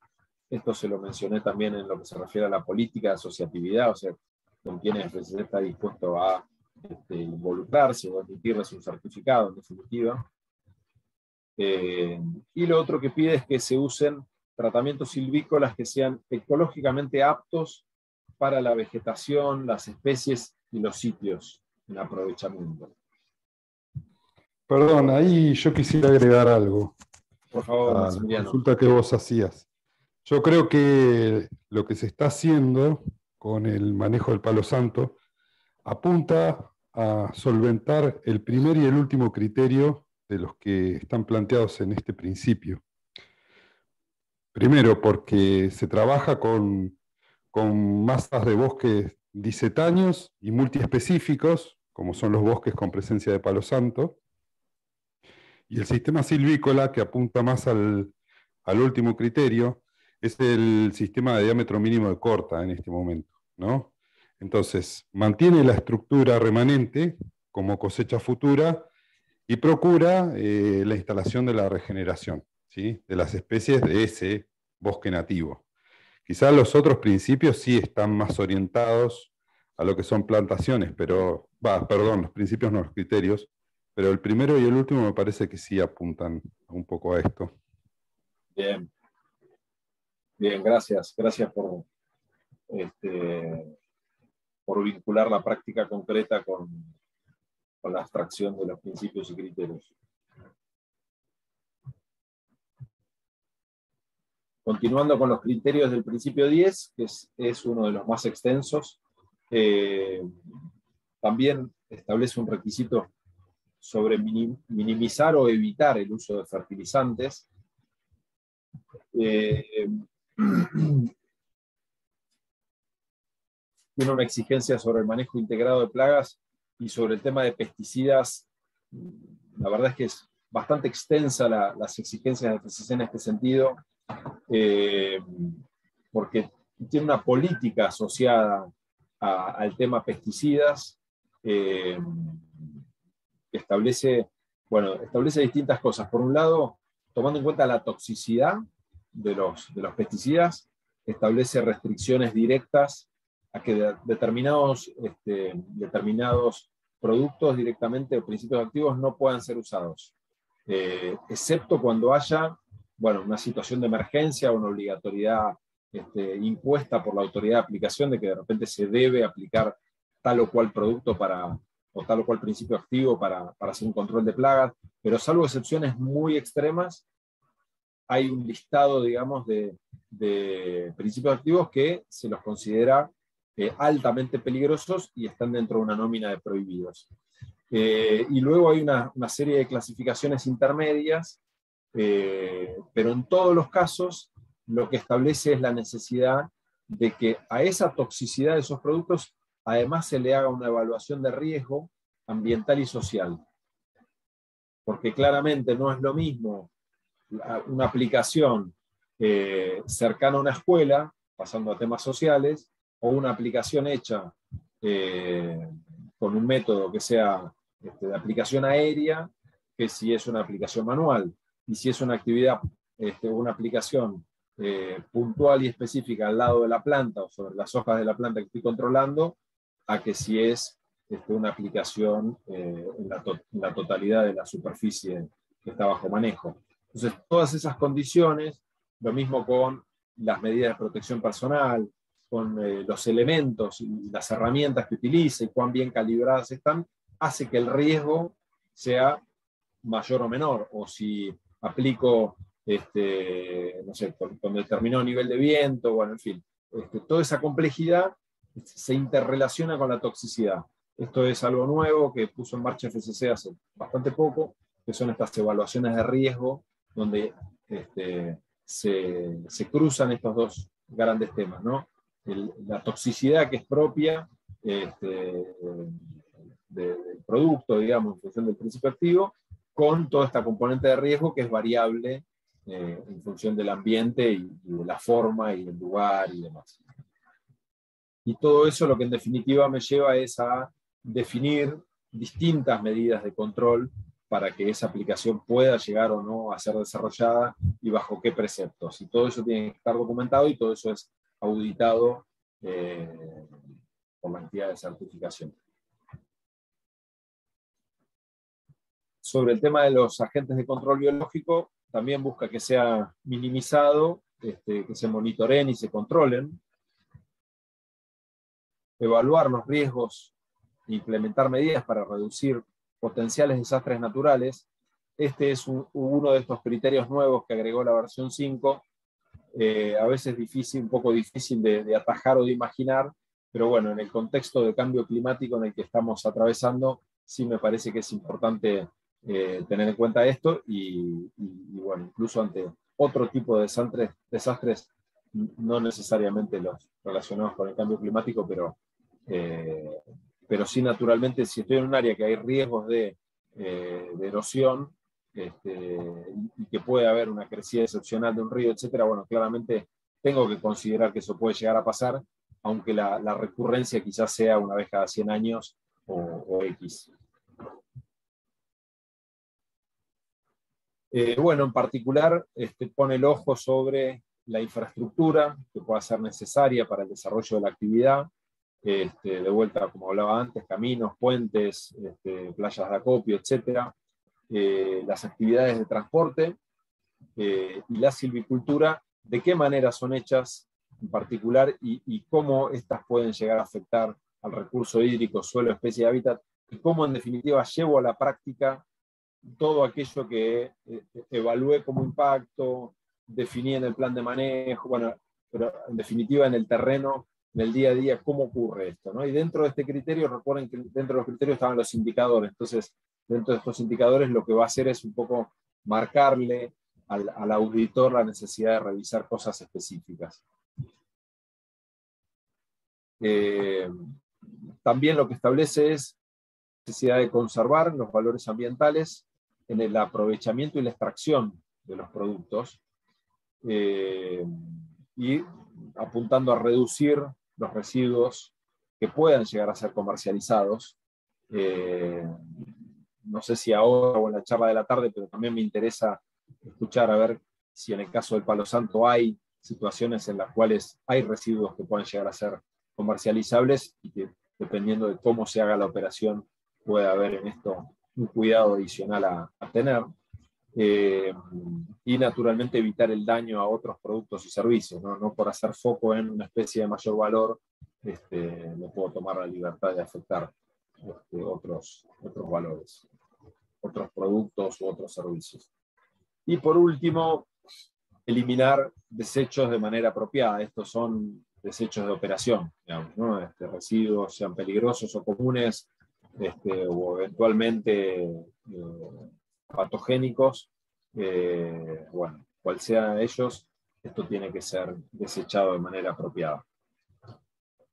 11:50, hago acá una pausa para agradecerles muchísimo por su atención. Ya dejo ahí los datos de contacto de la Oficina Nacional, que es info@arfcc.org. Lo voy a poner en el chat también para quien se quiera conectar, y quisiera parar la presentación para poder verlos y que me vean y conversar un poquito de toda esta larga exposición, preguntas, reacciones, comentarios que puedan tener. ¿Y puedo yo? Por supuesto. Tengo una pregunta y un comentario detrás. La pregunta es, bueno,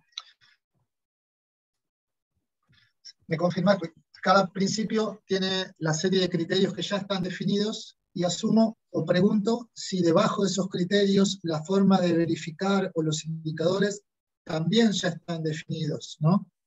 Y si así fuera, si también está pautada ya de antemano cuál es la forma de valorar cada uno que tiene el auditor, ¿no? Porque me imagino que hay muchos que serán cualitativos, ¿no? Y que entra cierta subjetividad ahí del auditor al decir este criterio es satisfactorio, este no lo es. Pregunto cuán sistematizado está el sistema como para dejar de lado las subjetividades o las impresiones personales de cada uno. Bien. Bueno, en relación con lo primero, con el tema de los indicadores, estamos en un momento de transición en FCC a nivel mundial y en particular en Argentina. Les voy a contar de las dos cosas. A nivel mundial, lo que se hizo a partir de que se publicó esta versión 5 de Principios y Criterios, también se tomó una decisión de que se establezcan indicadores a nivel internacional. ¿Por qué? Porque históricamente existían los principios y criterios y los indicadores los definían o equipos nacionales de discusión, equipos de trabajo que definían los indicadores para esos criterios, o en su ausencia eran indicadores definidos por las entidades de certificación, que en cualquiera de los dos casos tenían que validar con FCC Internacional. Esa es la situación en Argentina. Hasta ahora es la segunda que describí, o sea, los indicadores que se usan hasta ahora en Argentina son los definidos por las entidades de certificación. Y esto tiene, bueno, esos indicadores están testeados y aprobados por FCC Internacional, o sea, no es que cada entidad de certificación hace lo que le parece, sino que está dentro de una lógica común.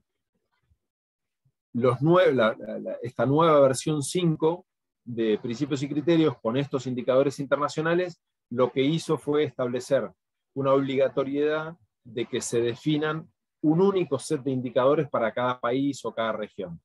Entonces ya no se acepta este escenario anterior en el que quizás hubiera distintos indicadores conviviendo en un mismo país, como por ahí todavía ocurre.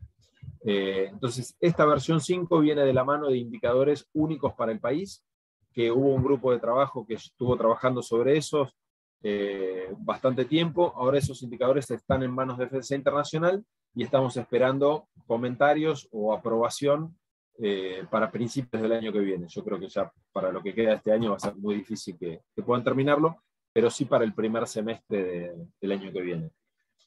Así que eso en lo que se refiere a indicadores. En lo que se refiere a la subjetividad, es un tema vidrioso. Siempre hay subjetividades porque el que participa es una persona, digamos, un sujeto. Sobre eso hay toda una estructura que busca limitar esas subjetividades al máximo, que pasan por un lado, porque los auditores, para ser auditores, tienen que tener no solamente formación profesional, sino también un curso de auditores que está regulado por FCC, que define contenido, carga horaria, examen, etcétera, etcétera, y es necesario tener ese curso como auditor aprobado, que justamente va construyendo una lógica común. También existen exigencias en lo que se refiere a la revisión de los informes de los auditores por parte de las entidades de certificación, donde justamente buscan eliminar esas subjetividades, porque alguien dentro de la entidad de certificación revisa una variedad de informes de auditoría de distintos auditores y justamente busca calibrar, y además existe esa instancia extra de ASI, de esa entidad que controla, que audita las entidades de certificación, y que lo mismo busca que esas subjetividades sean eliminadas o reducidas al máximo. Así que hay distintas capas de chequeo, digamos, una base común de verificación, de formación de auditor, una base común, y todas estas instancias de revisión que buscan evitar esas subjetividades. Y también hay una instancia más que es lo que se llama las reuniones de calibración, en las cuales el FCC convoca a las distintas entidades de certificación y le dice, bueno, mira, en el principio tal, en el criterio tal, lo que estamos buscando, lo que se busca es como mínimo A, B y C, y en situaciones D y E actuar de tal o cual manera. O sea que son todas, diría que, estrategias complementarias que buscan minimizar la subjetividad. Sin embargo, no puedo dejar de volver a decir que esa subjetividad existe, y como a veces ocurre en materia de seguridad ocupacional, a pesar de que hay muchas barreras y muchas estrategias para evitar un accidente, a veces coinciden, como si fueran fetas de un queso gruyère, los agujeros a veces se ponen en línea y lo que se suponía que nunca iba a ocurrir, igualmente termina ocurriendo. ¿Por qué? Porque hay una conjunción de situaciones inesperadas que finalmente de todas maneras sí lo permiten. De todas maneras, cuando ocurre una subjetividad que el operador forestal siente que está siendo perjudicado, también existe un mecanismo de apelación en el cual puede recurrir a la entidad de certificación o más arriba todavía ante ASI, es decir, a mí me parece que acá me evaluaron mal o que esta evidencia no fue suficientemente tenida en cuenta. En fin, hay, como les digo, distintos reaseguros, pero yo reconozco que algún grado de subjetividad, naturalmente, habiendo humanos involucrados, existe.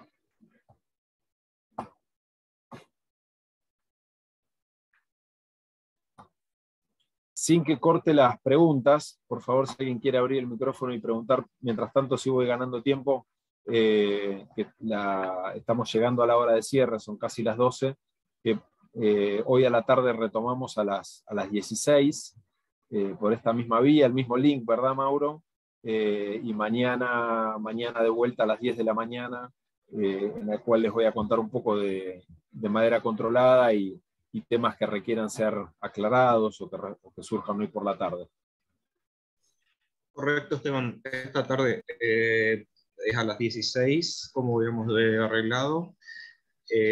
Puede ser que dure un poco más de 2 horas, como estaba estipulado. Por eso inicialmente el cronograma que presentaste decía 18:45. Mañana sí, de 10 a 12 nuevamente. Y mañana viernes por la tarde de 16 a tal vez 17:30 horas. Todo con el mismo link. Bien. Perdón, me quisiera agregar algo desde Nación. O sea, el equipo que va a estar participando a las 16 horas no es solamente la Dirección Nacional de Bosques, ¿sí? Va a haber gente en representación de la Dirección Nacional de Biodiversidad y de la Secretaría en Política en Recursos Naturales, que están trabajando puntualmente en biodiversidad con el certificado de flora que acompaña a la exportación, o sea que cubre en cierta medida otro marco legal, y lo que es la parte de la emisión del certificado CITES. Nosotros vamos a hablar del dictamen de extracción no perjudicial.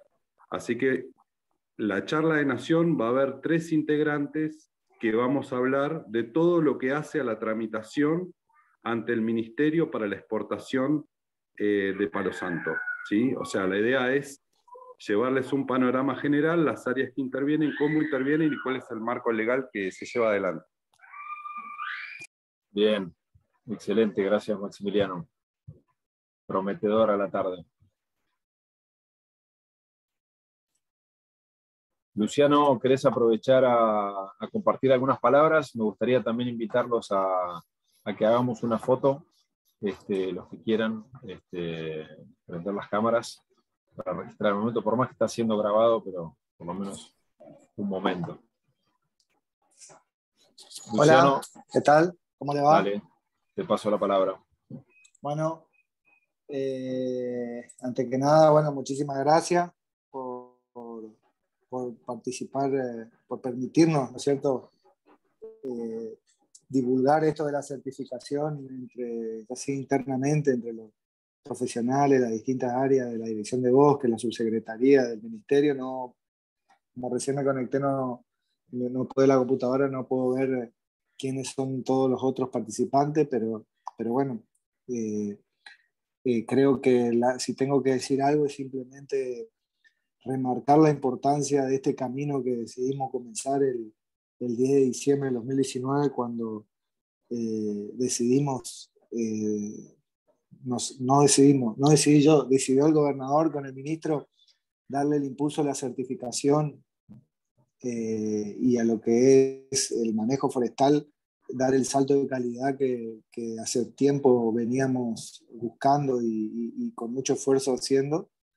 Y creo que esto de la certificación y apoyándose en las normas de calidad y las normas internacionales de empresas tan reconocidas, empresas y entidades tan reconocidas como FSC y las otras certificadoras que hay hoy con este tema, creo que a nosotros y a las empresas y productores de la provincia le va a ayudar a poder colocar a los productos forestales chaqueños en el lugar donde tienen que estar, ¿no es cierto? Nosotros sabemos de que el SIGMA, el SAFI, que lleva adelante la Dirección de Bosque, es un paso adelante en la trazabilidad que nos diferencia de otras provincias, nos permite conocer el origen del lugar donde se hace el aprovechamiento, los titulares, el productor que hace el servicio, los transportes por el cual se transportan esa materia prima hacia las industrias, las distintas transformaciones que hacen, sean tanino, carbón, muebles, abertura, infraestructura ganadera, en fin. Esa información ya hace años se está consolidando. Después, con el tiempo, apareció el convenio de corresponsabilidad gremial, que le da como una matiz social o un cruzamiento de datos con la cuestión social, que es la registración laboral de esos trabajadores que trabajan en esos aprovechamientos, como también en la industria.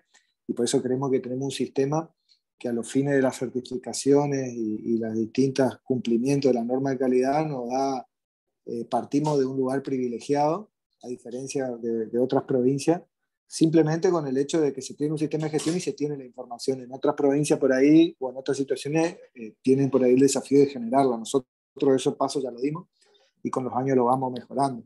Ni hablar con el sistema de seguimiento satelital que tenemos en la Subsecretaría y la Dirección de Bosque de la provincia, que va acompañado con el sistema también de alerta temprana del Ministerio de Ambiente de la Nación y todo el sistema también de monitoreo que ellos tienen sobre los planes, sobre distintas cuestiones vinculadas al ordenamiento, el fondo de bosque, etc. Creo yo que estamos en un momento, tanto nación y provincia, que estamos en un momento oportuno para hacer ese salto de calidad, y que, bueno, creo que tu acompañamiento como FSC y todos los profesionales que formaron parte de las charlas anteriores, más esta, nos pueden ayudar a que ese camino se haga cada vez más corto. Así que, bueno, muchísimas gracias, felicitaciones, y como siempre, poniendo todo lo que tenemos para poder avanzar en este tema. Muchísimas gracias. Bueno, muchas gracias, Luciano. Y está claro que tenemos muchos objetivos comunes. De vuelta, yo resalto ahí el agradecimiento y el empuje que le ponen, y más ahora en particular, digamos, con el apoyo de Eduardo y del director Martín Mónaco también, para desde Nación también por ahí apoyar estas iniciativas, estas ideas, en particular con estos productores de Palo Santo. Así que súper agradecido de vuelta con con esta iniciativa y bueno, ojalá que se vaya transformando en una realidad, en acciones concretas, que se puedan ir superando las dificultades, los desafíos que trae, ¿no? Una operación más ordenada y eventualmente certificada. Queda abierto ahí el micrófono para que quiera intervenir, ¿no?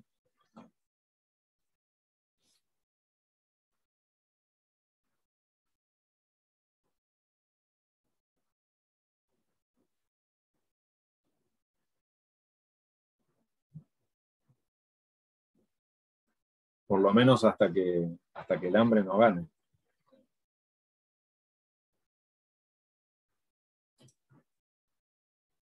Bueno, si les parece bien, entonces vamos cerrando la jornada, la primera parte de la jornada y nos reencontramos a las 16 horas.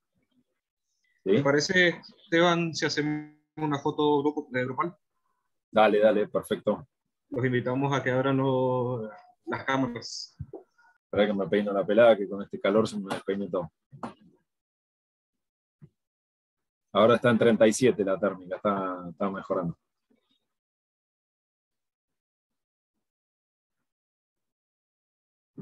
¿Cómo andan en Chaco con el calor?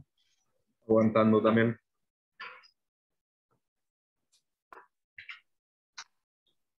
Una más. Listo. Bueno, muchas gracias, Mauro, gracias a todos. Nos vemos a la tarde. Retomamos luego. A la tarde. Hasta la tarde.